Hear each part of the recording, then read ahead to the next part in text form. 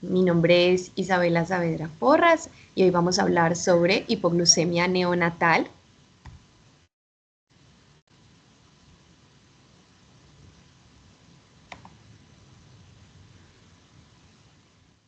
Me presento entonces, esta soy yo soy médica de la Universidad de Antioquia y soy residente de tercer año de pediatría de la misma universidad. El contenido que les traigo para la charla el día de hoy, pues vamos a comenzar con unas generalidades, luego hablaremos sobre fisiología, definición y presentación clínica de la hipoglucemia, cuál es su evaluación, su tratamiento y finalmente algunos datos sobre el pronóstico.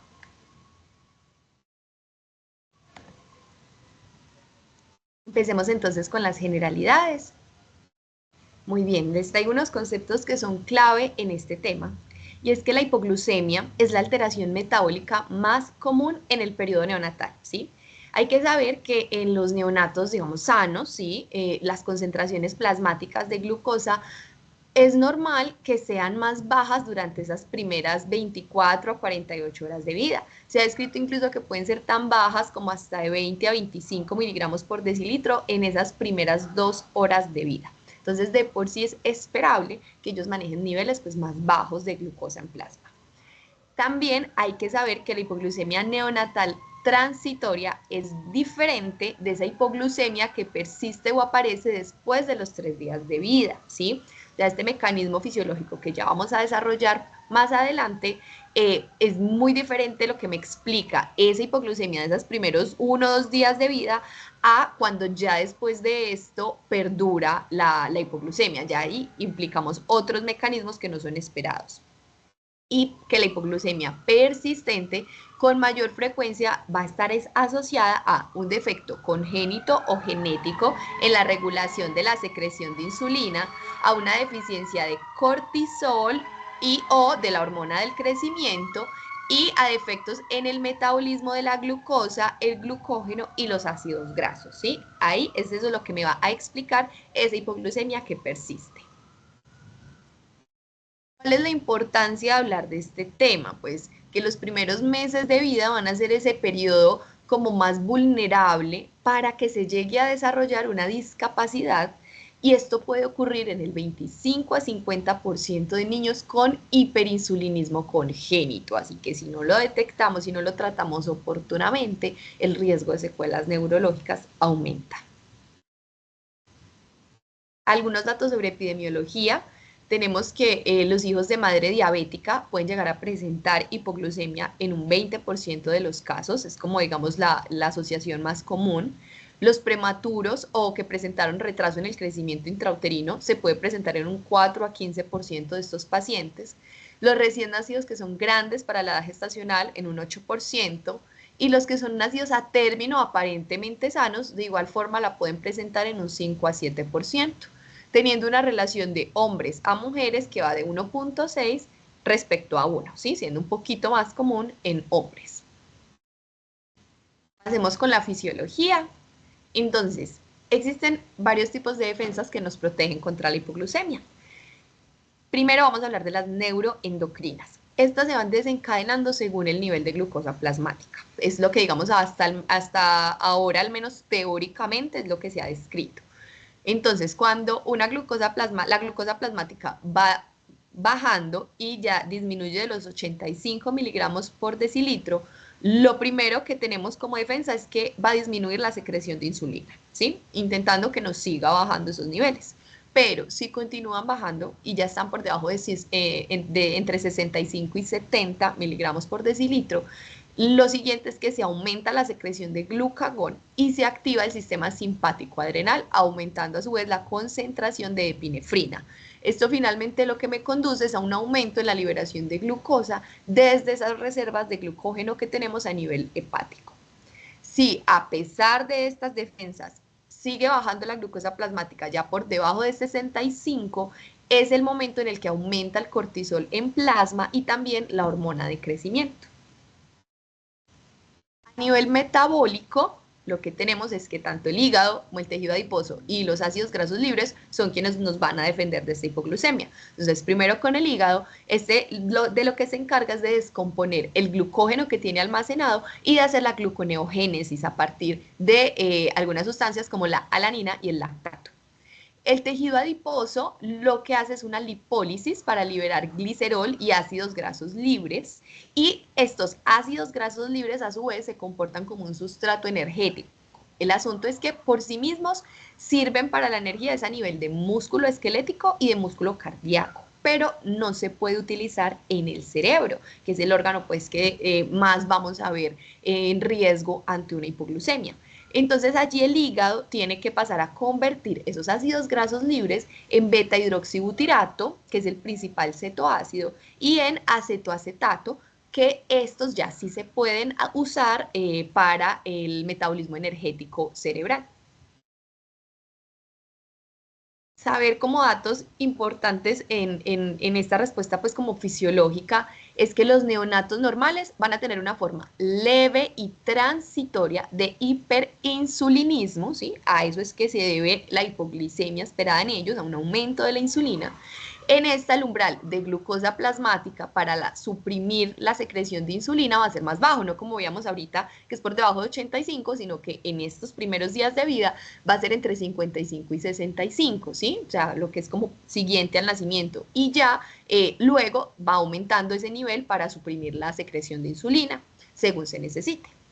Lo otro es que los cambios en el metabolismo de los combustibles durante el ayuno en los neonatos normales que ya tengan más de entre 2 a 3 días de edad, lo que ya, y de ahí en adelante, pues los lactantes y los niños no van a ser muy diferentes de los adultos, ¿sí? O sea, realmente esta parte fisiológica no es como que cambie tanto por la edad. Lo que más cambia son esos primeros 2 a 3 días de vida. De ahí en adelante se comporta muy similar, independiente de la edad. También que los infantes lo que sí tienen es una tasa de utilización de la glucosa que es 2 a 3 veces mayor que la de los adultos, ¿sí? O sea, los cambios en el metabolismo de los combustibles cuando se enfrentan al ayuno es igual, pero lo que sí tienen diferente los niños y niñas, y entre más pequeños, o sea, sobre todo cuando hablamos menores de 2 años y aún así entre los 2 y los 5 años, pero pues va disminuyendo con la edad, se usa muchísima más glucosa para mantener esos niveles adecuados para el metabolismo energético. Entonces, ahí es donde tenemos el término de flujo metabólico, y es que los niños tienen un flujo metabólico entre 4 a 6 miligramos kilo minuto, ¿sí?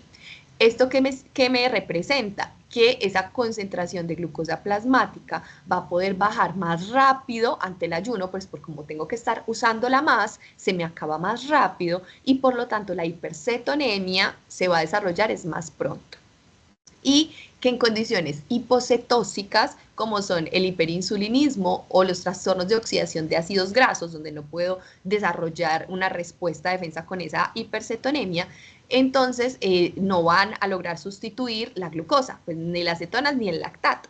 Por lo tanto, me enfrento en que en estas condiciones hay un mayor riesgo de falla energética cerebral, porque no voy a tener ningún otro sustrato que me esté reemplazando la glucosa y el cerebro pues va a estar completamente desprotegido ante la hipoglucemia.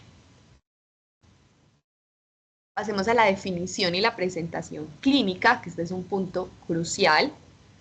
Y es que en la definición tenemos que, bueno, la hipoglucemia clínica como tal, que aquí quisiera dar esta cuñita, y es que el término adecuado es hipoglucemia con U. Cuando decimos glicemia con I, se debe como a una mala traducción pues del término en inglés, que en inglés pues sí se escribe con Y, pero en español lo adecuado es que como todas las variantes de esta palabra conserven el prefijo gluco, ¿sí? Entonces la idea es que siempre lo digamos con U. Entonces cuando hablamos de hipoglucemia clínica, se refiere a una concentración de glucosa plasmática que sea lo suficientemente baja para causar síntomas y o signos de deterioro de la función cerebral. Pero resulta que estos son difíciles de reconocer en pediatría, ¿sí? Entonces miren que aquí en la definición no entra un valor, porque como vamos a ver, no hay un valor único. El asunto es que sea lo suficientemente baja para mi paciente, porque es algo que puede incluso llegar a tener una variabilidad individual, para que le cause síntomas o signos de sufrimiento, digámoslo así, a nivel cerebral debido a la baja concentración de glucosa. Esto es para llamarla la clínica, ¿listo? O sea, donde sí veo síntomas y signos resultantes de la hipoglucemia. Entonces, como les comentaba, no hay un valor único y esta dificultad para definir esa concentración específica de glucosa plasmática se debe a varios factores. Entonces, primero, la variabilidad en los umbrales para las respuestas cerebrales específicas ante la hipoglucemia, ¿sí? O sea, cuando ya se desencadena presencia de cetonas o debido a antecedente de hipoglucemia reciente, porque ahorita como vamos a ver, cuando hay antecedente de hipoglucemias recientes o a repetición, cada vez es más difícil que se desarrollen los síntomas y signos de la hipoglucemia. Entonces, esto me lleva a una variabilidad en ese umbral para yo decir, a partir de aquí es que sé que sí o sí va a haber una respuesta cerebral. No.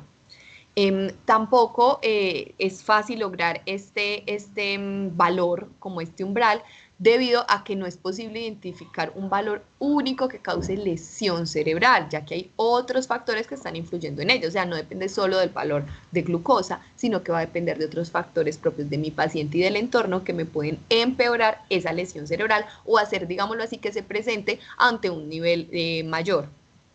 Y por último, que los factores técnicos pueden llevar a imprecisiones en la determinación de la glucosa y dificultarnos la interpretación de ese valor único, porque, por ejemplo, la glucosa en sangre total, que es la que medimos mediante la glucometría, ¿sí? Ahí lo estamos haciendo en sangre total, se dice que puede ser aproximadamente un 15% menos que la glucosa medida directamente en plasma.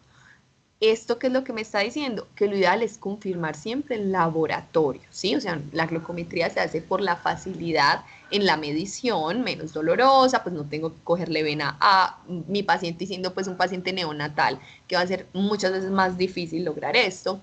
Entonces, al ser más práctica, pues esta es la medición que hago, pero debo saber que puede que a nivel plasmático esa no sea la verdadera concentración de mi paciente, que tenga hasta un 15% más. Por eso, si está alterada, lo ideal es confirmar luego con laboratorio cuál es el valor real a nivel plasmático de glucosa que el paciente tiene en ese momento. Por tanto, pues los estudios son difíciles de hacer porque pues hay estudios donde solo se midió con glucometría y otros estudios que sí fue glucosa en plasma. Entonces, esa dificultad técnica para tener como seguridad del valor de glucosa de mi paciente, pues me dificulta poder como unificar cuál sería el valor a partir del cual decimos que hay hipoglucemia. Y precisamente lo vemos en esta tabla. Aquí lo que tenemos es esa definición de hipoglucemia neonatal en las primeras 72 horas después del nacimiento, según las diferentes guías. Como ven, en general, pues son un poco ya antiguas, digámoslo así, en ninguna de los últimos 5 años ya. Tenemos de la Academia Americana de Pediatría que fue en 2011, ¿sí? Y ya hay otras diferentes asociaciones, estas pues de lactancia materna, de la Sociedad Endocrinológica de Pediatría, la británica, la canadiense y esta es la sueca, ¿sí? Entonces van entre 2011 hasta 2019. Y como pueden ver, todas dan valores diferentes. Entonces ustedes pues dirán, como bueno, pero ¿a cuál de todas le hago caso? Teniendo como todas estas diferentes guías, ¿es a la más reciente o en qué me baso? Pues para yo, ella en la práctica diaria, porque una cosa es hacer la revisión teórica y otra cuando ya están enfrentados a su paciente y tienen que interpretarle cómo le salió esa glucometría y tienen que definir, tomar decisiones. Entonces, pues les voy a dar como el consejo desde lo que más hacemos en lo práctico. De todas estas asociaciones, lo que, digamos, las que más se han tenido en cuenta como a lo largo de los años son dos, la de la Academia Americana de Pediatría y de la Sociedad de Endocrinología Pediátrica. Entonces, empecemos por la Academia Americana de Pediatría, que fue en 2011, es de las más viejitas, pero pues no ha sacado actualización en este tema. Miren que me dicen que las primeras 4 horas de vida sería hipoglicemias por debajo de 40 miligramos por decilitro. Y cuando ya nos vamos a después de las 48 horas, es menor de 60. Mientras que la Sociedad Endocrinológica, de Endocrinología Pediátrica, perdón, con su guía en 2015, nos muestra que en general coge desde el nacimiento hasta las 48 horas de vida. Perdón que aquí, me quedó fue de últimas, yo sí decía, la de entre las 4 y las 48 horas sería menor de 45 según la Academia Americana de Pediatría, y tendríamos todos los rangos, lo vi así, primeras 4 horas menor de 40, 4 a 48 menor de 45 y de 48 a más de 72 horas menor de 60 para definir hipoglicemia.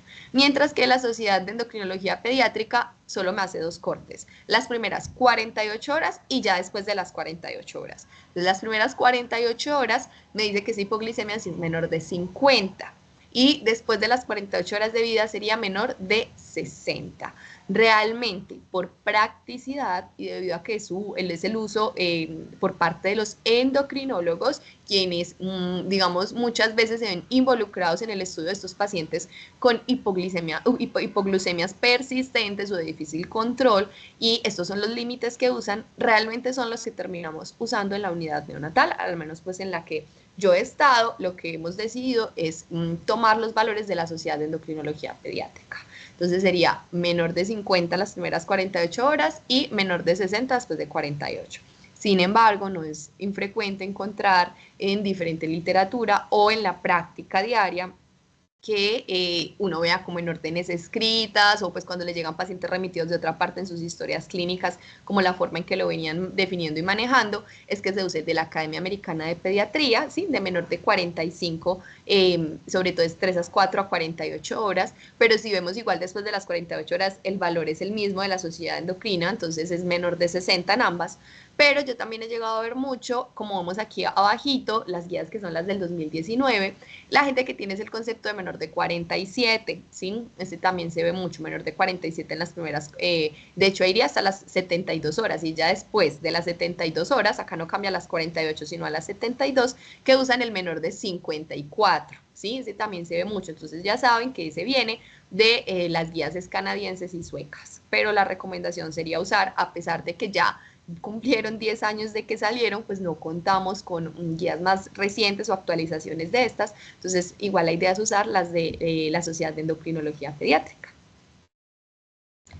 Bueno, sobre la presentación clínica, entonces tenemos estos puntos importantes. Entonces, primero, saber que la sintomatología asociada a la hipoglucemia va a ser el reflejo de respuestas cerebrales a la deprivación de la glucosa, pero no necesariamente se me va a correlacionar con el nivel sanguíneo de glucosa, es decir, no es como directamente proporcional, ¿sí? No porque mi glucosa, pues la glucosa de mi paciente esté más bajita, significa que el paciente va a tener más sintomatología, porque como mencionamos previamente, esto va a depender de muchas variables que pueden cambiar de paciente a paciente, ¿sí?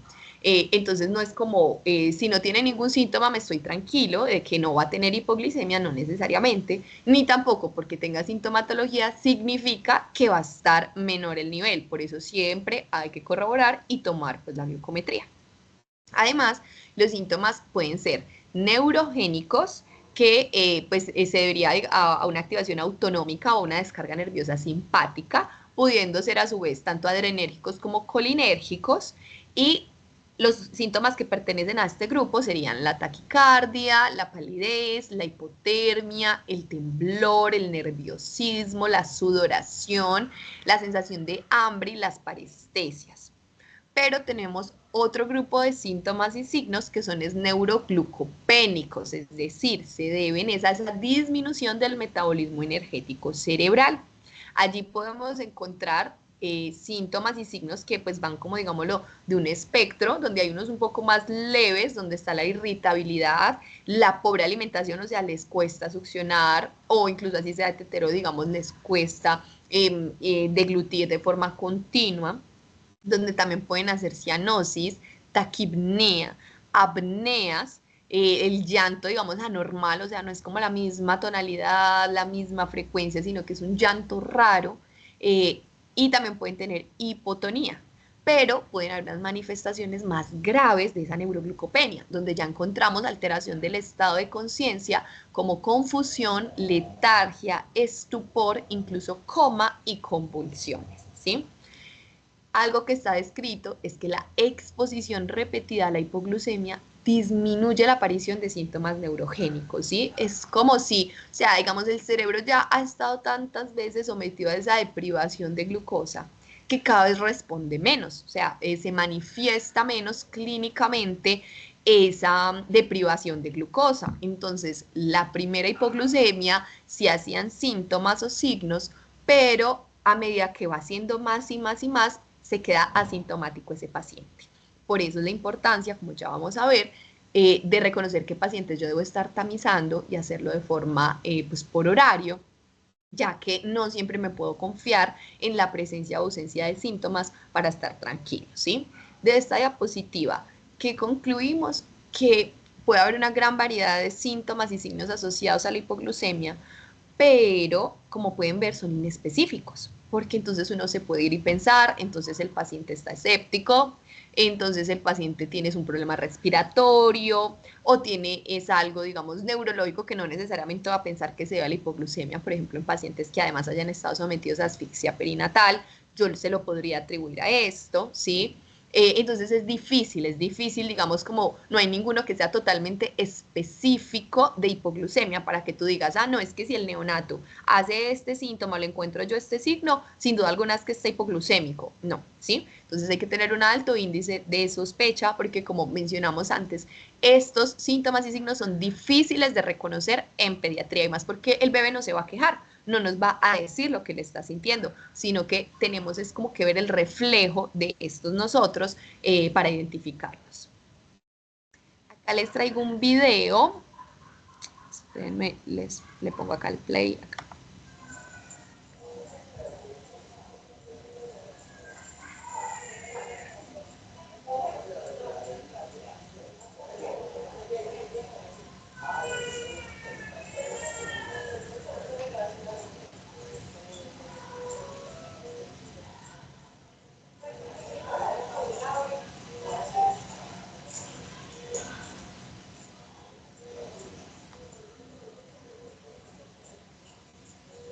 Muy bien, entonces, como pudieron ver, pues este es un pacientico de la unidad neonatal, tiene protección ocular en sus ojos, probablemente está recibiendo fototerapia, que será el tema pues de ictericia neonatal, que también verán pronto con mi compañera. Parece estar intubado, está pues totalmente monitorizado, ¿sí? Este es un paciente que está en la unidad de cuidados intensivos neonatales y vemos como unos movimientos paroxísticos, pues unos eventos paroxísticos, unos movimientos anormales que nos llaman la atención. Entonces ahí es donde uno se puede confundir y pensar, pero ¿qué es esto? ¿Qué es una convulsión? ¿O qué es lo que está pasando? Bueno, realmente este tipo de movimiento que presenta el bebé es temblor, o lo podemos conocer pues con su nombre en inglés, que es el jittering, que realmente es una manifestación que puede ser benigna en algunos casos, pero también puede relacionarse con diferentes condiciones, entre ellas la hipoglucemia, pero también hipocalcemia, sepsis, abstinencia, hipotermia, ¿sí? O sea, es inespecífica. Como les mencionaba, al igual que los demás síntomas y signos que vimos, es inespecífica, pero quería que lo vieran porque a veces puede resultar muy confuso y como les decía, uno ve esto y uno no necesariamente va a pensar en hipoglucemia. Entonces es importante que si vemos este temblor, este es el temblor que está escrito entre los síntomas neurológicos que podemos ver, o el jittering, entre todo lo que tienen que pensar, que obviamente hay que mirar el paciente de forma integral de las demás comorbilidades que pueda estar teniendo, probablemente este fue tal vez algún paciente prematuro, tal vez si tengas sospecha de sepsis, pero saber que también me puede estar indicando hipoglucemia. Entonces debo tomar una glucometría si es que el paciente no las tenía ordenadas previamente, pero si es un paciente de riesgo, como vamos a ver, pues debería tenerlas de rutina y yo estarlas vigilando por si este temblor se debe a la hipoglucemia. Listo. Entonces, ¿cómo voy a evaluar mi paciente con sospecha de hipoglucemia? Entonces, primero es identificar quienes tienen un riesgo más aumentado de hacer una hipoglucemia, porque no a todos los niños de rutina les ordenamos glucometrías, ¿sí? Son solamente los pacientes que tienen ese riesgo. Entonces, acá en esta tablita podemos ver, entonces, primero, Los neonatos que tienen simplemente un mayor riesgo es de hipoglucemia, ¿sí? En general, más abajito vamos a ver la hipoglucemia que es persistente, pero acá sería hipoglucemia y requieren ese tamizaje, estar como revisando la glucosa mediante glucometrías. Serían los primeros, pues los que tengan síntomas de hipoglucemia, así como vimos, ¿cierto? De pronto el niño no tenía ningún otro factor de riesgo, pero tú le estás notando, está taquicárdico, está haciendo apneas, está con temblor, está con dificultades en la alimentación, o incluso ya el paciente que si te llega pues a convulsionar, ahí pues tienes que empezar a medir la glucosa si no lo estabas haciendo. Segundo, los pacientes que son grandes para la edad gestacional, incluso si no tenían, si la mamá no tenía diabetes gestacional. O sea, no nos quedamos tranquilos, no es como, bueno, mamá, usted sí, pues se le descartó todo, se le estudió todo y no tuvo diabetes gestacional, entonces ya el bebé, aunque sea grande para su edad gestacional, no tiene riesgo, no, igual hay que tamizarlo, listo. Que ya esto pues dependerá, o sea, al momento del nacer, que pues miramos en los percentiles para saber si según pues las semanas de gestación, ese peso ya es anormal, usualmente van a ser por encima de los 3.800 o 4.000 gramos, listo. Pero pues dependerá, porque también podemos tener un prematuro que sea grande para su edad gestacional. Entonces por eso hay que revisar en las curvas de Fenton, ya pues o en Intergrowth, como los que se nos salen de los percentiles normales de peso para la edad gestacional. En tercer lugar, todos los que hayan estado sometidos a algún tipo de estrés perinatal. Y yo creo que esto es de lo que más se nos pasa, ¿sí? O sea, bebés que nacen y estos bebés por ese estrés perinatal muchas veces los vamos a encontrar en la unidad de cuidados intensivos o al menos en la unidad de cuidados especiales neonatales y no caemos en cuenta de que también están en riesgo de hacer hipoglucemia. Por ejemplo, los que hayan tenido asfixia o isquemia al momento del nacimiento, o sea, todo lo que sí, asfixia perinatal o hipoxia, los que hayan requerido una cesárea de urgencia por lo que llamamos sufrimiento fetal, cuando pues en el monitoreo están haciendo taquicardia, desaceleración y demás, entonces el ginecólogo decide indicar la cesárea de emergencia. Este bebé pues estuvo sometido a un estrés que también me puede causar hipoglucemia. Miren que yo creo que estos son de los que más se pasan. Todos los bebés hijos de madres con preeclampsia o con hipertensión gestacional, así no haya sido preeclampsia, los que hayan tenido restricción del crecimiento intrauterino o pues si digamos no estuvo alterado el Doppler y no fue como tal RCIU, pero que sean pequeños para la edad gestacional o por ejemplo el que tal vez no tenía un adecuado control prenatal, no tenía ecografía, si no se le hizo el diagnóstico pues antenatal, pero que al nacer ese peso, lo mismo que hablamos ahorita, ya para analizar sus percentiles para la edad gestacional, el peso sea pequeño para la edad gestacional. Y por último, los que tengan síndrome de aspiración de meconio, eritroblastosis fetalis, policitemia o hipotermia. ¿Listo? Todos ellos también están en riesgo. Los prematuros o los postérminos, yo creo que tenemos más en mente que los prematuros pueden hacer hipoglucemia, pero no los postérminos. Los hijos de madre diabética, siempre, que acuérdense, lo que vimos en epidemiología son de los que más comúnmente hacen hipoglucemia neonatal. Los que tengan historia familiar de alguna forma genética de hipoglucemia, ¿sí? Importante evaluar todos esos antecedentes familiares. Y los que tengan síndromes congénitos, ¿sí? Por ejemplo, el síndrome de Beckwith-Wiedemann, ahorita les muestro en la siguiente diapositiva una fotico de este síndrome, es uno de los que más comúnmente se asocia a hipoglucemia neonatal, pues de origen congénito, o que tengan dismorfismo, ¿sí? O sea, que tengan características físicas anormales, pues, dismórficas, como por ejemplo malformaciones de la línea mediofacial, o que tengan un microfalo, o sea, un pene muy pequeño, tengo que sospechar que puedan tener algún síndrome asociado con hipoglucemia. Ya luego son el grupo de neonatos en los que tenemos que excluir la hipoglucemia persistente antes de la alta, ¿sí? Que es esa que va más allá de los 3 a 5 días de vida o que apareció por primera vez después de los 3 días de vida. Entonces, ¿en quién tengo que considerar esa hipoglucemia persistente? Entonces, precisamente, hipoglucemia severa, grave, pues. ¿Cómo la definimos? Entonces, un episodio de hipoglucemia sintomática, sí, que estuvo asociado a alguno de estos otros síntomas y signos que ya vimos, que son inespecíficos, pero hay que tener un gran umbral de sospecha, o que necesitaron dextrosa intravenosa para tratar esa hipoglucemia. ¿Listo? O sea, si mi paciente yo le tuve que poner dextrosa intravenosa en bolo, ya se considera que tuvo una hipoglucemia grave, sea por los síntomas o sea por el valor. ¿Listo? En segundo lugar, sería aquellos que tengan una incapacidad para mantener de forma constante una concentración de glucosa plasmática preprandial, si las medimos antes de las tomas, que sea mayor de 50, como ven, esto es pues de la guía de la Sociedad de Endocrinología Pediátrica, entonces más de 50 en esas primeras 48 horas y más de 60 después de las 48 horas de vida. O sea, si a pesar, digamos, de lo que ya vamos a ver en tratamiento, como de esas intervenciones, mi paciente sigue haciendo hipoglucemia, sigue bajando de estas metas, después de esas 48 horas de vida incluso, ahí tengo que descartar una hipoglucemia persistente. Tercero, si hay una historia familiar de una forma genética de hipoglucemia, están en las dos, ¿cierto? O sea, es tanto para hacerle el tamizaje como normal de hipoglucemia como para descartar una hipoglucemia persistente.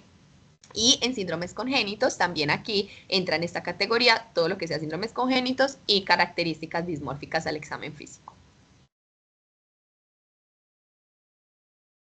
Muy bien, entonces, ¿cuáles son los medicamentos que también se han visto asociados a hipoglucemia? O sea, parte de lo que ya vimos en la tabla anterior, la exposición materna a ciertos medicamentos me puede desencadenar en su bebé una hipoglucemia neonatal.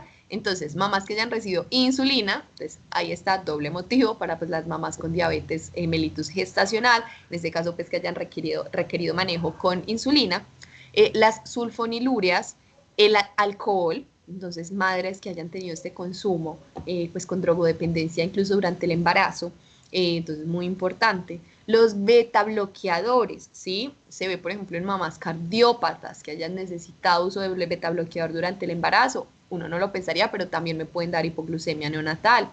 Los salicilatos, los simpático-miméticos y los antidepresivos tricíclicos, ¿listo? Entonces también por eso es muy importante en pediatría, sobre todo pues en la parte de atención neonatal, siempre tenemos que mirar esos antecedentes maternos, no es solamente ver al bebé, sino ver todo lo de la mamá que me pudo impactar en él. Sobre la monitorización, entonces, ¿cómo la vamos a hacer? Bueno, algunos autores recomiendan esperar para iniciar las glucometrías es luego de la segunda toma de leche, ¿sí?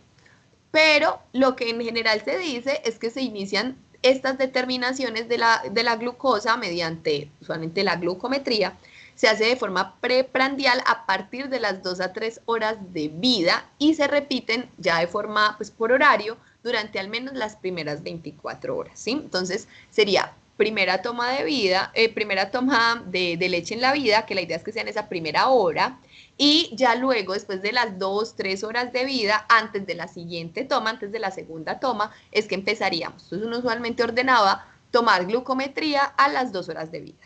Usualmente así es como lo ordenamos. Pero no estaría mal, pues algunos autores, como les dije, sugieren que de pronto esperes a que complete la segunda toma y la primera glucometría se le haría es preprandial a la tercera toma de lactancia.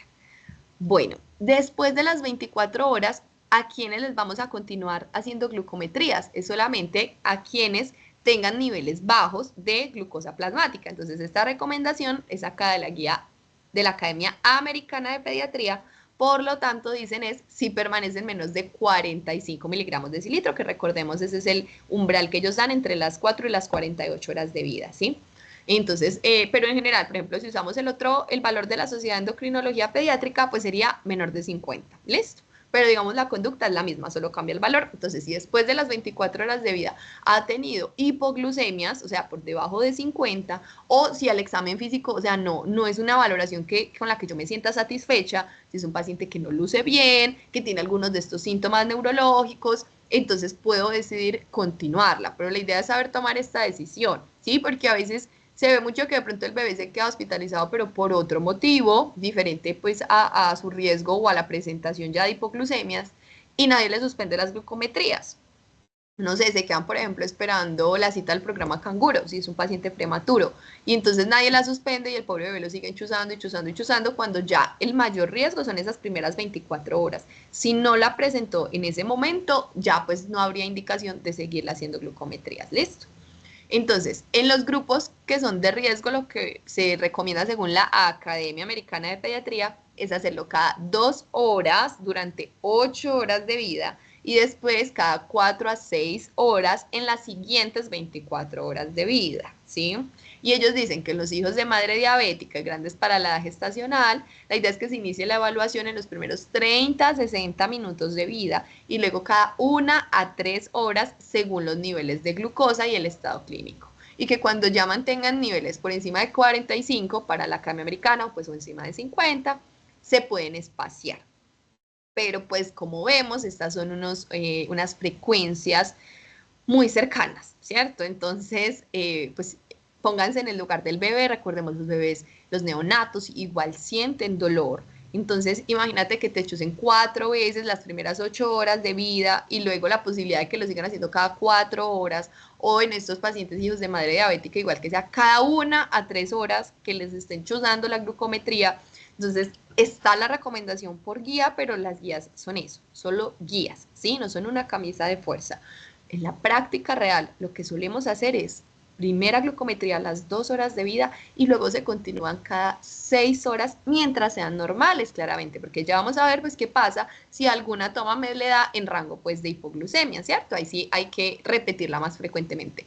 Pero mientras sean normales, estén por encima de los valores meta, entonces lo podemos hacer cada 6 horas, esas primeras 24 horas. Y si no hubo hipoglucemia, la suspendemos a las 24 horas. Y los que tuvieron y necesito seguir tomando, pues intentar mantenerlo en cada 6. Antes son en los pacientes que ya tengan hipoglucemias más profundas o mayor repetición, o en los que, por ejemplo, como vimos, se asocia a síndromes genéticos y demás, que ya muchas veces incluso interviene endocrinología en su seguimiento y ahí sí se ordenan glucometrías un poco más frecuentes. Pero lo ideal es no hacerlo tan frecuente para evitarle dolor a los neonatos.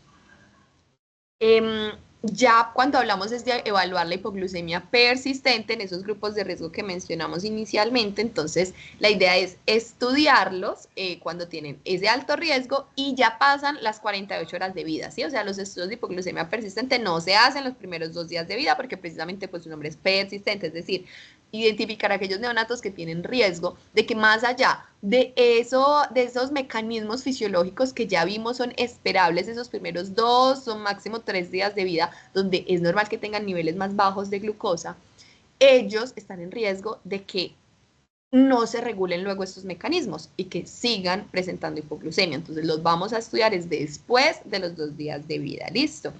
La idea es que sean valorados por especialistas y se les hagan pruebas diagnósticas ya para estudiar ciertos, digamos, trastornos específicos, que la idea es que todo esto esté disponible dentro de pocas semanas, ¿sí? Ya, por ejemplo, si hay que hacer análisis genéticos en los que los estamos sospechando. Estos pacientes deben estar, sin duda alguna, en una unidad de cuidados intensivos o especiales, ¿listo? Ahorita vamos a ver con más claridad como cada uno de estos criterios, pero es algo que pues debe ver, incluso muchas veces ni siquiera el pediatra, ya es mínimo un neonatólogo, y como les comentaba, muchas veces ya en pacientes con hipoglucemia persistente, se le pide ayuda a endocrinología pediátrica, se hace la interconsulta y ellos también entran ahí a hacer el estudio de estos pacientes, ¿listo? Y tenemos algo que se conoce como una prueba de ayuno de seguridad que debe realizarse antes del alta en estos pacientes, que tiene como objetivo asegurarnos de que la concentración plasmática de glucosa se va a mantener mayor de 70 miligramos de decilitro en caso tal de que se omita una alimentación, ¿sí? O sea, una toma de leche, o sea, mínimo 6 a 8 horas, que si ese paciente va a tener ese ayuno, no me le va a dar una hipoglucemia grave, ¿listo?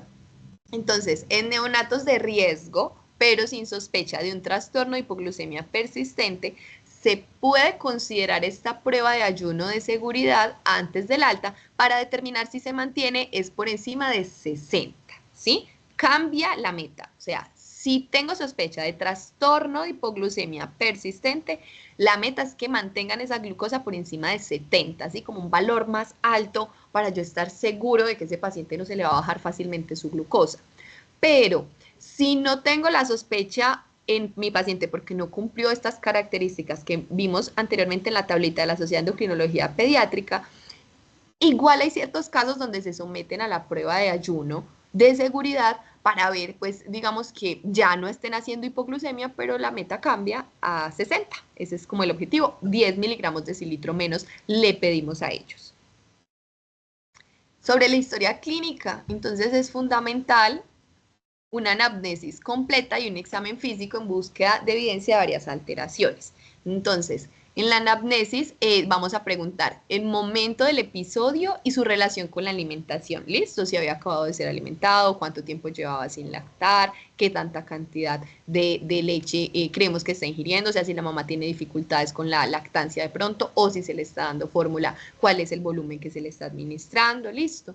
Debemos saber, obviamente, el peso al nacer de ese paciente para poder saber si es un peso adecuado, peso bajo, peso grande para la gestacional, edad gestacional precisamente para poder hacer esta relación y pues porque ya sabemos que los prematuros y los postérminos también tienen más riesgo. Y los antecedentes familiares, listo, para toda esta parte hereditaria de trastornos de hipoglucemia o de síndromes congénitos.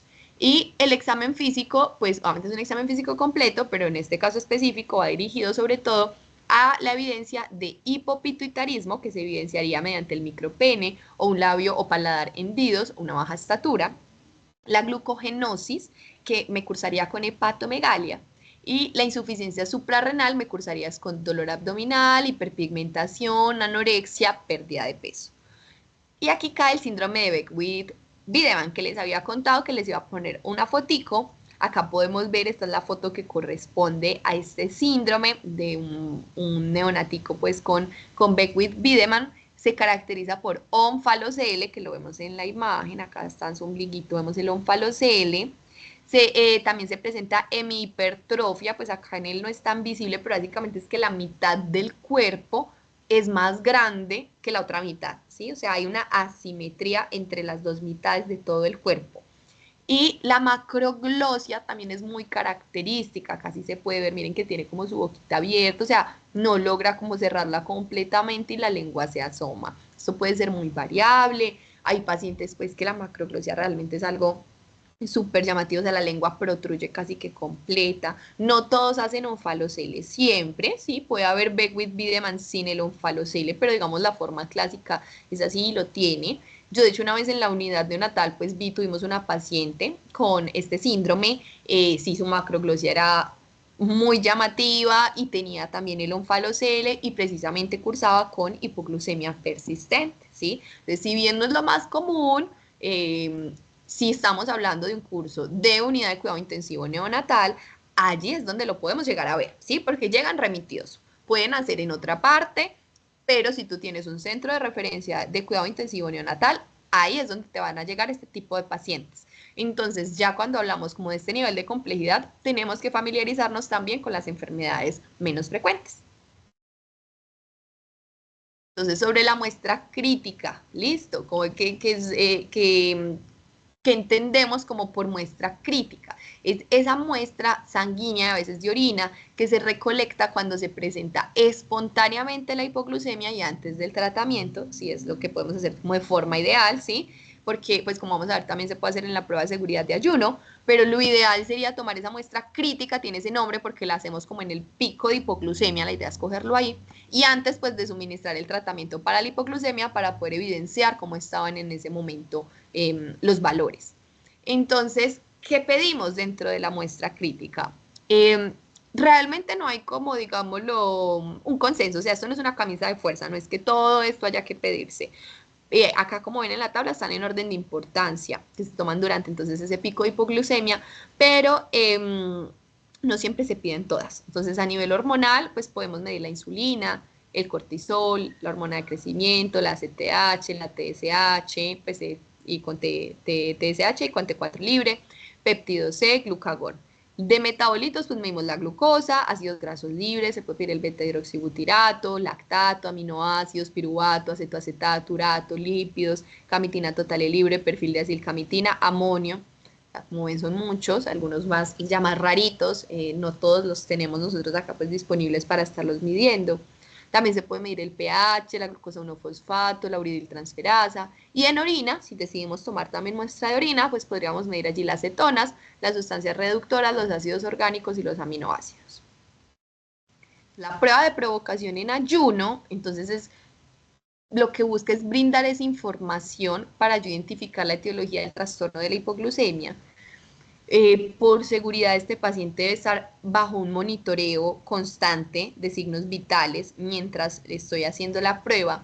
Se recomienda también estar midiendo la concentración de glucosa plasmática, que en la práctica diaria sí se hace mediante la glucometría, y el beta-hidroxibutirato, que la verdad pues al no ser tan práctico, usualmente no se mantiene como monitorizando durante la prueba. Se dice que una concentración de glucosa plasmática de 50 miligramos por decilitro es suficientemente baja para obtener esa respuesta neuroendocrina y metabólica que requerimos para hacer el diagnóstico. Y el ayuno terminaría una vez se recolecten las muestras o antes si hay signos o síntomas de distrés en el paciente o un beta-hidroxibutirato mayor de 2.5 milimoles por litro si es que pude estarlo midiendo.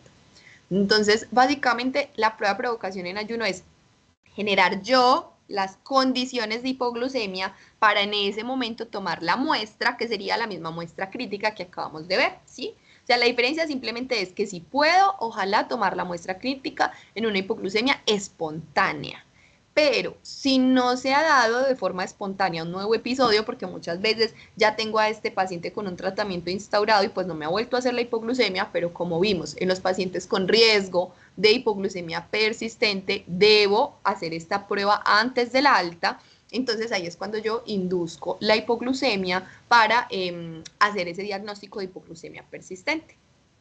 Entonces les voy a dar un ejemplo de cómo se ordena esta prueba de provocación del ayuno, pues que es la prueba de seguridad con toma de muestra crítica. Esto fue tomado de una orden de endocrinología pediátrica, así es como ellas la ordenaron. Entonces en el plan ponen omitir toma de tetero de las 2 de la tarde. ¿Sí? Porque acuérdense que la idea es que vamos que el paciente en un ayuno de 6 a 8 horas mantenga sus niveles de glucosa en un rango seguro. Entonces se omite una toma, una alimentación. En este caso pues fue la de las 2 de la tarde. Después de que se omita, se pasa a tomar la glucometría, aquí sí toca cada hora. Y si ya vamos en que es menor de 70, se aumenta la frecuencia a cada 30 minutos. Cuando se llegue a un valor en la glucometría menor o igual a 50 miligramos decilitro, o si llega a estar entre 51 y 60, pero se empieza a asociar a síntomas de hipoglucemia, debemos en ese momento tomar glucemia, insulina, cetonas en sangre, cortisol, gases con electrolitos y ácido láctico, amonio y se medirá el cortisol, pero ese sí es a los 60 minutos después de la hipoglucemia. Ese es el único que no se toma en ese momento, o sea, se sangra ahí y una hora después se vuelve a sangrar solo para el cortisol. Lo que se debe recomendar es que tengan listos y marcados los tubos con anticipación para que pues no sea como en el momento en que el bebé, pues el neonato hace la hipoglucemia y ahí sí entonces empieza todo el mundo, espere yo marco el tubo, yo imprimo el sticker, yo le pego, porque entonces pues nos vamos a pasar del momento y puede que ese paciente pues siga bajando su hipoglucemia, lo vamos a poner eso en un peligro de complicaciones y ya toque rápido corregírsela y no alcanzamos pues como a tomar las muestras que era, entonces hay que tenerlas ya preparaditas. Se debe solicitar que el envío al laboratorio sea rápido, antes de 15 minutos, o sea, que el mensajero esté ahí pendiente, que cuando el niño haga la hipoglucemia se pueda inmediatamente llamar y el mensajero vaya de una y no se queden esas muestras ahí recolectadas una hora mientras alguien las va a recoger para llevarlas al laboratorio. ¿Esto por qué se hace así? Pues porque el objetivo es que se evite el consumo de glucosa por parte de los glóbulos rojos una vez recolectados.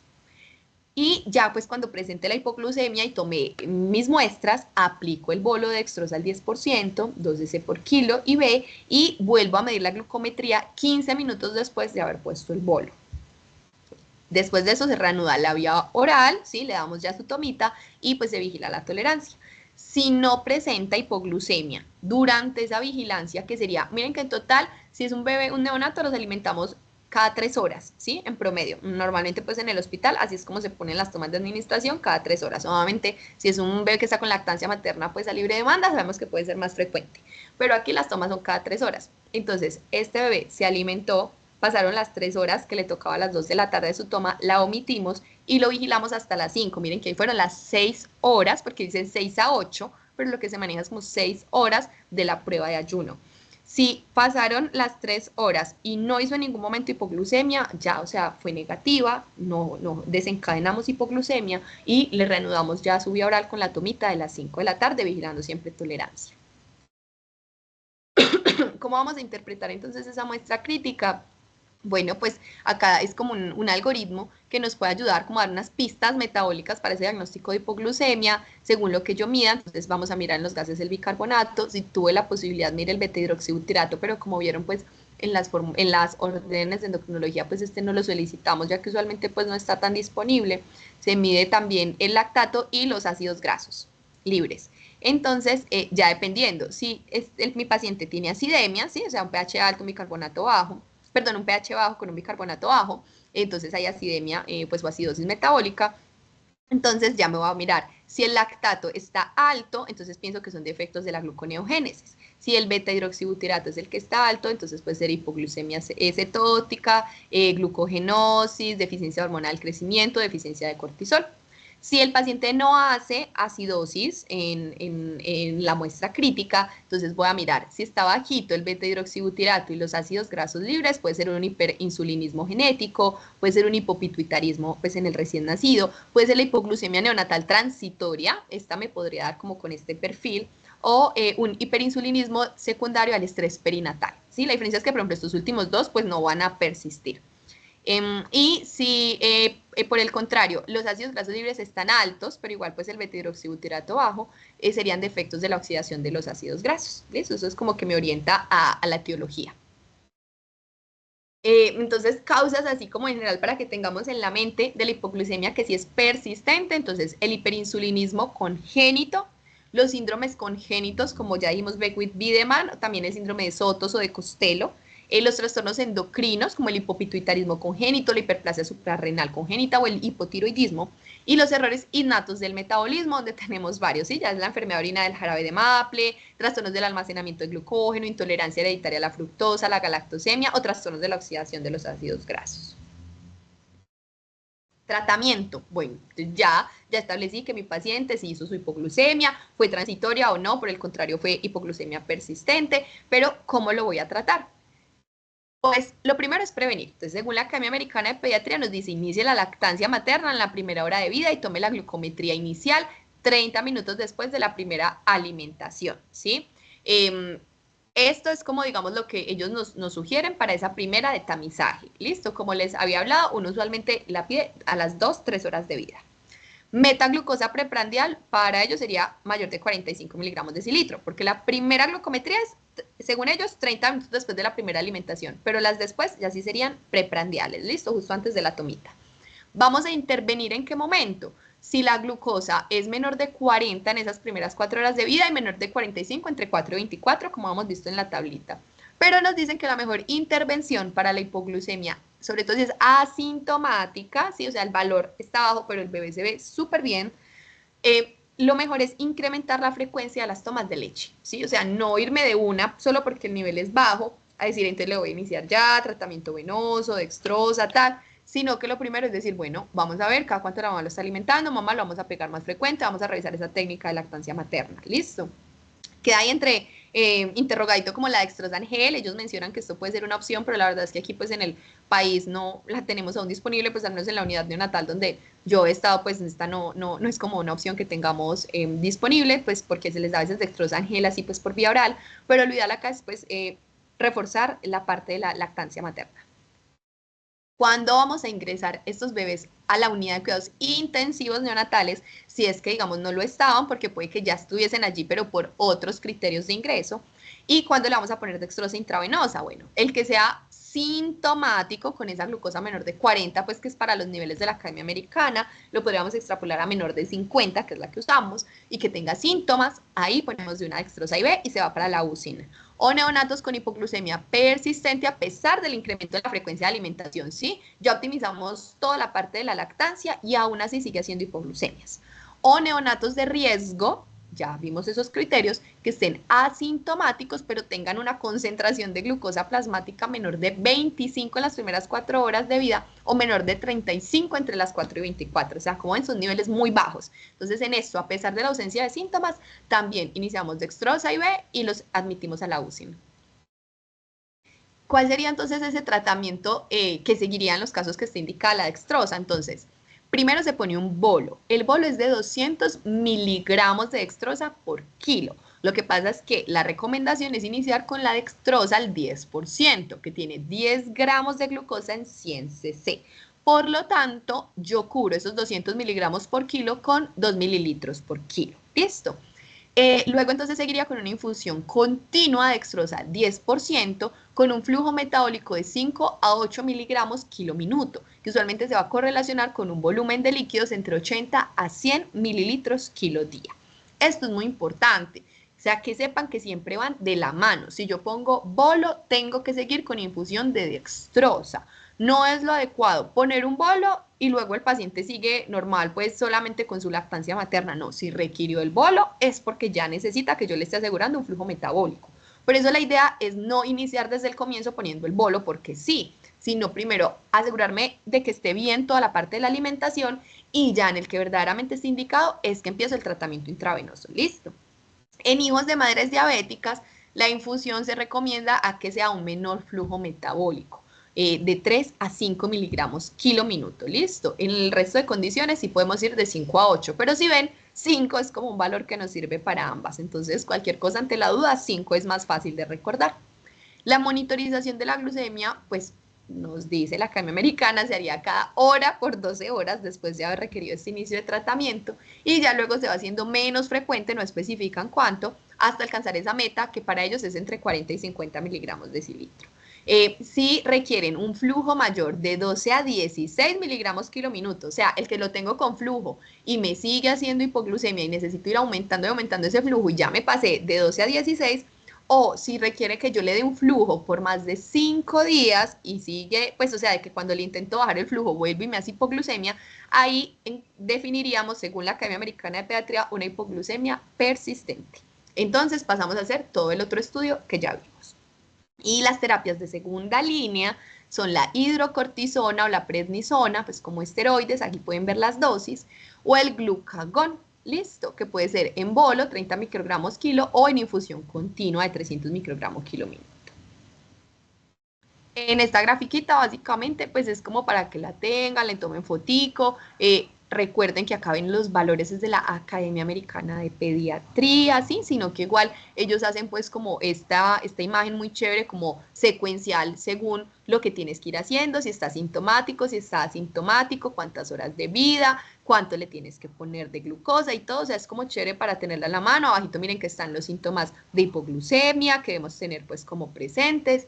Entonces la única diferencia sería pues como ajustar los valores a los que ya vimos de la Sociedad de Endocrinología Pediátrica, o puede que donde ustedes trabajen pues decidan usar los de la Academia Americana, pues no estaría mal, porque como ya vimos no es que haya un consenso, no hay una verdad única.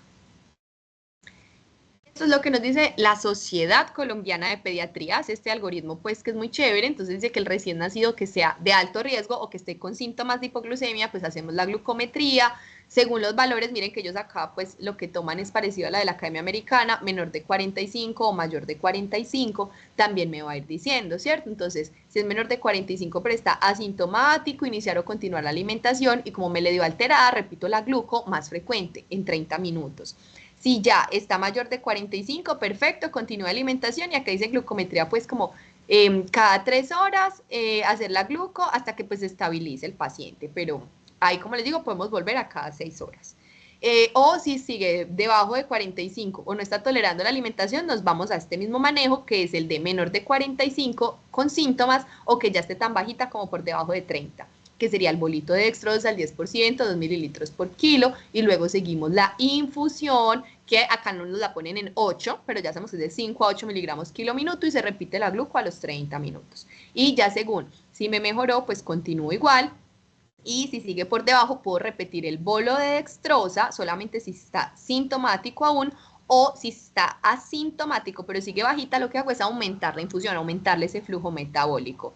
Listo, acá dice pues que uno puede llegar hasta un flujo de 15 a 20 miligramos kilo minuto, pero ya saben pues que si empezamos a requerir flujos muy altos, hay que pensar en esas causas de esa hipoglucemia persistente. Y acá pues nada normal, si está mayor después de 45, ya si es un paciente de alto riesgo, pues continuamos como con el tamizaje de rutina.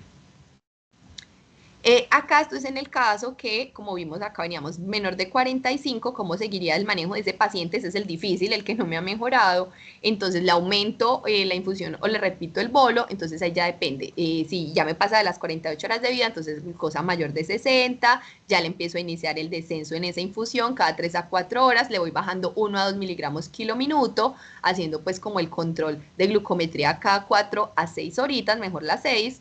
Si la glucosa se mantiene entre 45 y 60 y muy límite, mantengo la infusión, no lo puedo desmontar. Y si sigue por debajo de 45, a pesar incluso de esos aumentos en el flujo metabólico, pues con mayor razón tengo que hacer todos los estudios para estas condiciones que vimos que me dan el trastorno de hipoglucemia persistente. No puede faltar esa interconsulta de endocrinología pediátrica y por tanto, si están en una unidad de cuidado intensivo neonatal, que tenga pues es pediatría, de pronto neonate pues debe tener neonatología, aunque no sea diario, pero que esté disponible como vimos en la charla de ayer, pero que de pronto sea en un hospital donde no hay endocrinología pediátrica, pues ese paciente hay que remitirlo, porque ya sí debe ser estudiado por endocrinólogo. Y acá vemos pues como todas las pruebas que se podrían hacer y según sus resultados si me orienta a un hiperinsulinismo, a un hipopituitarismo o a un error innato del metabolismo. Según la Sociedad de Endocrinología Pediátrica, entonces, como metas de tratamiento tendríamos en los neonatos con sospecha del trastorno de hipoglucemia pues congénita, mantener que la concentración de glucosa sea por encima de 70, ¿sí? Ya lo vimos, ese es como el rango de seguridad. Y si tienen alto riesgo, pero no pues de hipoglucemia, pero no sospecha de un trastorno, pues como de hipoglucemia congénita, se mantiene la concentración mayor de 50 en menores de 48 horas y mayor de 60 en mayores de 48 horas. Esos son como, uno pone, hacer glucometría cada 6 horas, avisar si es menor de 50 en las primeras 48 horas de vida y si es menor de 60 después de las 48 horas. Así tiene que ser pues como su plan de órdenes a enfermería. La hipoglucemia sintomática grave, bueno, ¿cómo la vamos a manejar? Con esto sí es un consenso, esto no cambia según la guía, dextrosa IV, 2 cc por kilo dextrosa al 10%, y luego dejamos la infusión de dextrosa al 10% a una tasa de mantenimiento para la edad, listo, dependerá de eso. Y en el hiperinsulinismo se puede usar glucagón a dosis de 0.5 a 1 miligramo IV intramuscular o subcutáneo, o también se puede una dosis más bajita de 0.03 miligramos kilo IV. El enfoque es individualizado, nos dice pues esta guía, debe adaptarse al trastorno específico, dependiendo pues de medicamentos, si fue pues el origen medicamentos maternos, una cirugía, terapia nutricional, si hay que evitar el ayuno prolongado, sí, hay que tener en cuenta la seguridad del paciente y las preferencias de cada familia. Se desaconseja el tratamiento inespecífico con glucocorticoides y no es como a ciegas, no sé qué más hacer, entonces el inicio de la hidrocortisona o la prednisona. Bueno. Y les quise traer esta partecita de la parte pues, del manejo de líquidos en los neonatos, como para refrescarlo, porque pues hablamos del flujo metabólico, hablamos de dejarle su infusión de dextrosa, pero entonces, ¿cómo sé cuánto ponerle? Esta tablita es para los neonatos pretérmino, me dice los mililitros kilo día, según su peso en gramo y días de vida, está entonces la cantidad de líquido de aporte hídrico total diario que yo le debo dar. Entonces la idea es que la puedan consultar cuando necesiten hacer el cálculo. Y estas en los neonatos a término. ¿Listo? Como pueden ver, entre más a término sea, requiere más aporte porque tienen mayor porcentaje de agua corporal. ¿Listo? Y ya luego, entonces, mientras que en los a término, en el primer día empezamos con valores más bajitos de líquidos. Entonces también me va a depender de los días de vida y ya pues aquí no variaría tanto según el peso, sino desde que estén a término, ya pues hago ese el cálculo por cc kilo día. Esta es de otra fuente, de las guías NICE, de líquidos, que son pues igual son del 2015, pero son las más recientes, como para contrastar las dos fuentes diferentes. Esta pues es de Precop y esta es de NICE, como vemos tienen tendencia a poner volúmenes como más bajitos, pero algo que me parece importante es que para asegurar el flujo metabólico que queremos, usualmente necesitamos son valores más altos, como ven acá en el tercer día de vida es que se alcanza los 80-100 mililitros kilo día, que era lo que las guías nos recomendaban, que usualmente en ese rango va a estar para asegurar el flujo de 5 a 8. El asunto también es que pues puede que no sean los primeros 2 días de vida que mi paciente necesite yo iniciarle el flujo, sino que sea más en estos que hacen esa hipoglucemia después de los 2-3 días de vida. Entonces en tal caso pues coincidiría el aporte hídrico. Pero igual pues NICE da unos valores más bajitos, pero podemos usar sin problema estos de Precop que tienen un rango un poquito más alto. La dextrosa, entonces, a ver que la infusión se inicia en dosis de 4 a 6 miligramos kilo minuto, así pues como en general, pero los recién nacidos a término vamos a necesitar un poquito, digamos, pues un valor un poquito diferente que sería 3 a 5 y los que son pretérmino 5 a 6, ¿sí? Esto es como, digamos, cuando necesitamos usar un mantenimiento pues normal y se inicia con dextrosa agua destilada al 10%. Ya sabemos que cuando ya presentaron la hipoglucemia, pueden requerir más, ¿listo? 5 a 8 miligramos kilo minuto o 3 a 5 lo seguimos manteniendo los hijos de madre diabéticas. ¿Cómo vamos a calcular entonces la infusión de glucosa? Entonces el flujo metabólico es igual al volumen al día en cc por concentración de dextrosa por 10, dividido el peso en kilogramos por 1440, ¿sí? Que esto básicamente el asunto es que son los minutos que tiene un día. Esta es la fórmula para yo calcular flujo metabólico, ¿listo? Pero existe esta fórmula simplificada que la idea es que esa sea la que nos aprendamos, la que tengan a la mano y puedan usar. Entonces es básicamente el volumen que le estoy dando a mi paciente, pero en cc kilo día, o sea, simplemente digamos, yo decidí darle 80 cc kilo día, no tengo que multiplicarlo por su peso ni nada, sino que simplemente lo pongo así, 80, y lo divido en 14.4, que es como la conversión pues de la constante de los minutos. Allí ya estoy partiendo desde que uso una dextrosa al 10%. Esta fórmula simplificada no me sirve si uso concentraciones de dextrosa más altas. Bueno, sino al 10. Igual recuerden que siempre el manejo se inicia al 10 por vía periférica. Si necesito aumentar flujo metabólico, muchas veces lo hago a costa de aumentar es el volumen. Pero si ya no me puedo pasar de volumen porque sobrecargo al neonato, me estoy pasando de sus requerimientos diarios según el peso y los días de vida, lo que necesito hacer es aumentar concentración de glucosa. Y esto se puede hacer, pero muchas veces se requiere preparar, y si tiene una concentración más de 12.5, yo no lo puedo pasar por vía periférica, sino que ya se requiere un acceso central. ¿Listo? Que eso es algo pues como importante tener en cuenta. Pero si estoy usando la dextrosa al 10%, con este flujo, esta fórmula simplificada, puedo saber súper fácil el flujo metabólico.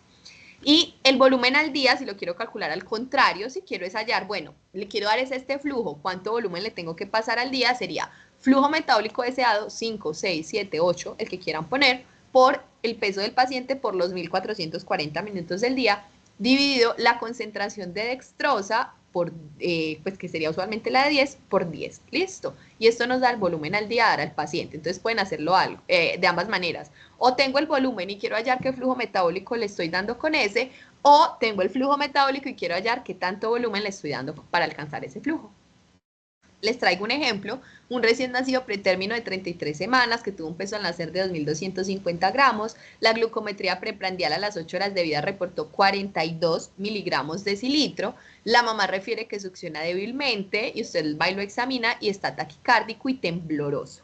Entonces, al tener esa gluco por debajo de 50 y tener síntomas, usted ordena un bolo de dextrosa al 10%, recordemos era 12 cc por kilo, entonces le da 4.5 cc IV, y luego procede a calcular los líquidos de sostenimiento que va a iniciar con dextrosa al 10%. Entonces, ¿el volumen cuál sería? Elegimos para este paciente que está en su primer día de vida 80 cc por el peso, esto nos da 180 cc al día, por lo tanto, la orden que tengo que hacer a enfermería es que le pasen 7.5 cc hora de dextrosa al 10. ¿Qué flujo metabólico le estoy dando ahí? Fácil, entonces el volumen que le estoy dando al día, que son los 80 cc kilo día, dividido la constante que es 14.4, me dice que le estoy dando un flujo de 5.5 miligramos kilo minuto. Y miren que ahí estoy en el rango de flujo de 5 a 8. Entonces ahí estaría perfecto. ¿Listo? Los electrolitos, porque ustedes dicen, bueno, le pongo dextrosa, pero ¿y qué más le tengo que poner en esos líquidos? Entonces, el sodio, es importante saber que se inicia entre las primeras 24 a 72 horas de vida en una dosis de 2 a 3 miliequivalentes kilo día. Por lo tanto, en este paciente que era su primer día de vida, todavía no se iniciaba, es a partir del segundo. Y el potasio no se debe administrar hasta que comprobemos diuresis. Recuerden que los pacientes al principio tienen una oliguria fisiológica y se pueden demorar en orinar, o en caso de que tenga un potasio menor de 3.5. Si es así, hay que agregar 1 a 3 miliequivalentes kilo día a los líquidos del paciente. Sobre el pronóstico, ya esto es para terminar. Las implicaciones de hipoglucemia asintomática en las primeras 48 horas de vida sobre el neurodesarrollo, cuando lo estudiamos a largo plazo, aún no se ha establecido muy bien. A ciencia cierta, todavía no lo sabemos. ¿Por qué? Porque lo que se pueden hacer son estudios observacionales. Ya que hay un conflicto pues bioético como para yo intervenir y causar a propósito una hipoglucemia en un paciente y ver pues qué le pasa a nivel neurológico, ¿cierto? Entonces es difícil probar causalidad en los desenlaces, o sea, decir que eso sí se atribuyó únicamente a la hipoglucemia y no, por ejemplo, otras noxas neurológicas que pudiera estar expuesto ese paciente, que muchas veces van de la mano.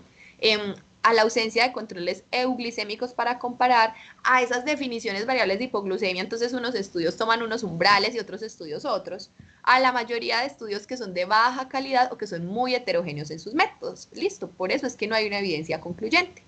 No hay un valor preciso de glucemia por debajo del cual uno pueda decir que hay daño cerebral irreversible. Se cree que puede ocurrir cuando las hipoglucemias son recurrentes, están ocurriendo muy seguido, o cuando una glucosa plasmática está por debajo de 18 a 20, como ven, o sea, son niveles muy bajitos, durante al menos 1 a 2 horas, sobre todo si se asocia a presencia de convulsiones o coma. Listo, o sea, en estos casos es como que sí, uno dice, acá puede estar ocurriendo daño neurológico, de resto no tenemos la certeza.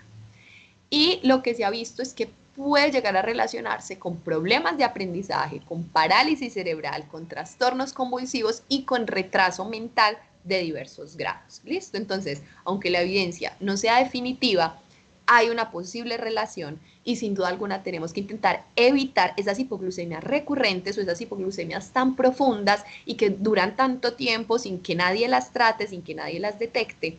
Incluso también hay estudios que lo han asociado con la variabilidad de la glucosa, entonces tampoco la idea es irnos para el otro extremo, entonces porque está con hipoglucemia, entonces le voy a poner un montón de dextrosa para llevarlo ya a la hiperglicemia, no, eso también puede dar daño neurológico, simplemente es mantenernos en las dosis adecuadas, en los momentos adecuados, hacer el tamizaje, rutinario, si está alterado, repetirlo más frecuente y poder intervenir como en todo lo que ya vimos para que ese paciente logremos mantenerlo como con un nivel de glucemia constante a niveles normales, sin tanta variabilidad y puede que esto nos ayude a mejorar su pronóstico neurológico. Estas son las referencias que usé, igual también se las puse como en cada diapositiva, pero aquí las tienen pues también junticas por si las quieren llegar a consultar para profundizar más. Y terminaríamos por el día de hoy esta charla. Espero que les haya servido para aprender más sobre este tema que es tan importante en el manejo de los pacientes neonatales. Profe Ida, muchas gracias. Quería preguntarte cuándo es la clase de ictericia neonatal.